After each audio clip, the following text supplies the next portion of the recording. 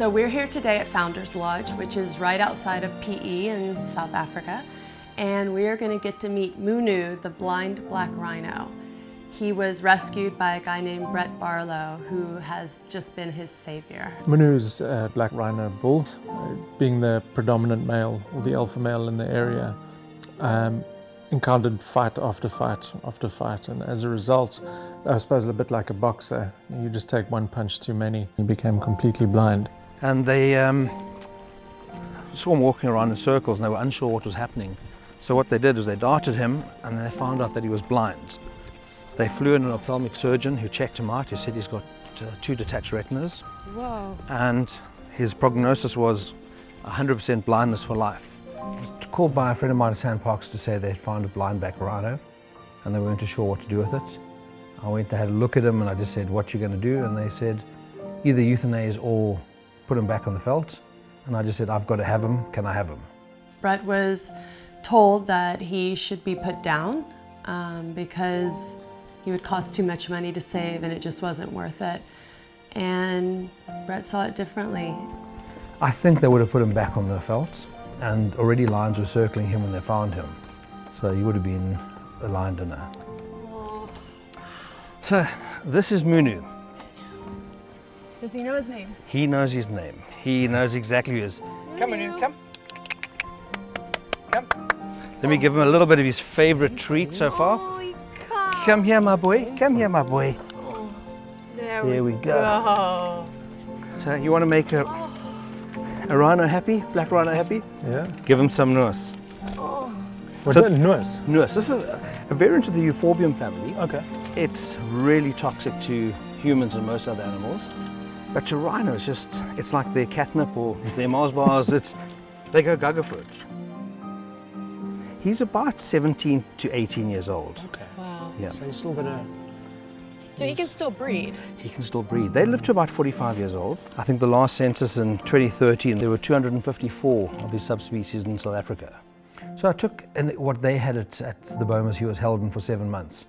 I took a mirror image of what they did, and then I duplicated it here, and I did everything, the water the same place, where he went to the toilet the same place.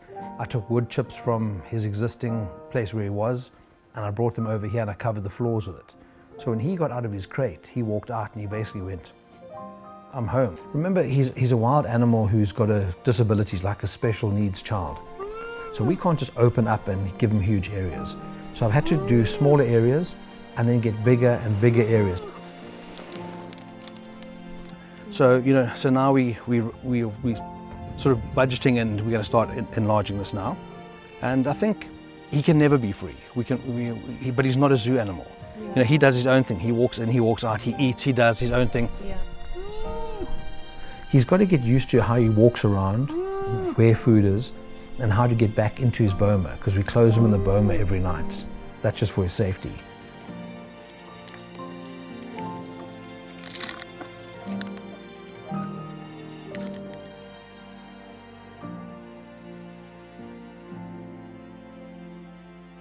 I'm a fluid distributor, so I approached them and I said, "Look, I need to do something for this blind black rhino." So they said they'll donate a full system for him. So we've got a perimeter section, so any human who breaks a perimeter, we get an alert.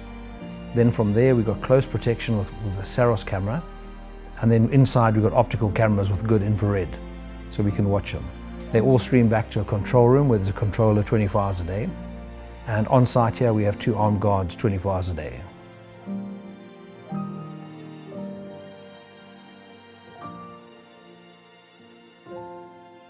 So I was saying you have to make a start, and you have to make a stand with every animal. Yeah. And look at him, he's happy, he's healthy, he is going to breed. And if we can spread his genetics, I'd like to give his offspring back to the park. We've got to treat him with dignity and well-being. I mean, we've committed for at least 25 years care for him. I met Dr. Ian Play a few times, and every time he said to me, "Every rhino matters." So that's become sort of my mantra. And he's one of a very scarce subspecies. And I thought, we have to start with saving each individual animal. I think he also becomes a billboard of sorts for what conservation can be and what it should be, in that every single opportunity we have to save every individual, we should.